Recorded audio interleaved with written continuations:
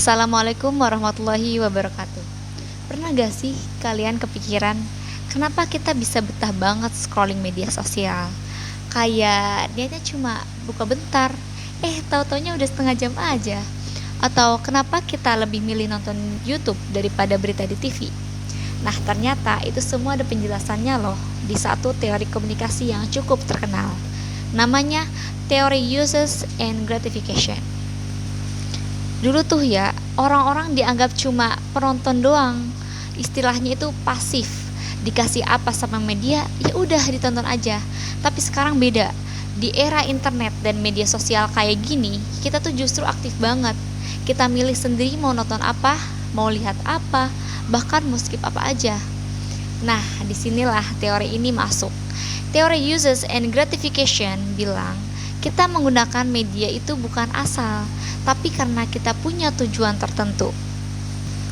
Teori ini dikembangkan oleh Elihu Katz, J.J. Blumler, and Michael Gurvich, dan mereka punya beberapa poin penting.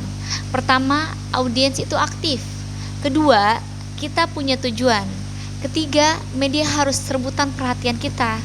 Dan yang paling penting, kita tuh sadar kita lagi butuh apa. Sekarang kita bahas inti konsepnya. Jadi gini, uses itu proses, alias kita ngapain aja sih di media sosial. Sedangkan gratification itu hasilnya. Apa yang kita dapetin dari situ, dari media sosial itu. Contoh simple, kamu nonton YouTube, itu uses. Kamu jadi terhibur, nah itu gratification. Kita memakai media karena ada kebutuhan yang ingin kita penuhi. Nah, biasanya ada 4 alasan utama kenapa kita buka media sosial. Yang pertama, informasi. Misalnya kamu cari berita atau mungkin nonton podcast biar nambah ilmu. Yang kedua, ada identitas diri.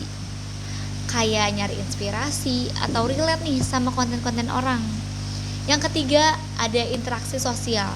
Ini jelas banget sih, biar tetap nyambung sama temen, chat, komen, atau update story.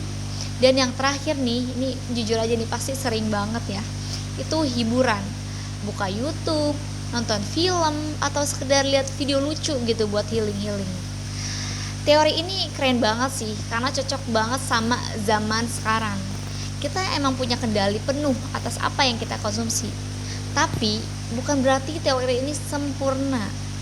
Kadang teori ini terlalu fokus ke individu dan kurang melihat seberapa besar sih pengaruh media itu sendiri.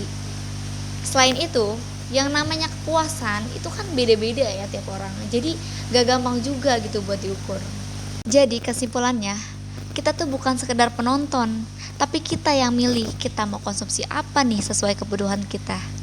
Nah, sekarang aku penasaran nih, kalian biasanya buka media sosial buat apa sih? Buat cari info, hiburan, atau cuma scrolling tanpa tujuan? Coba tulis di kolom komentar ya. Bye bye. Wassalamualaikum warahmatullahi wabarakatuh.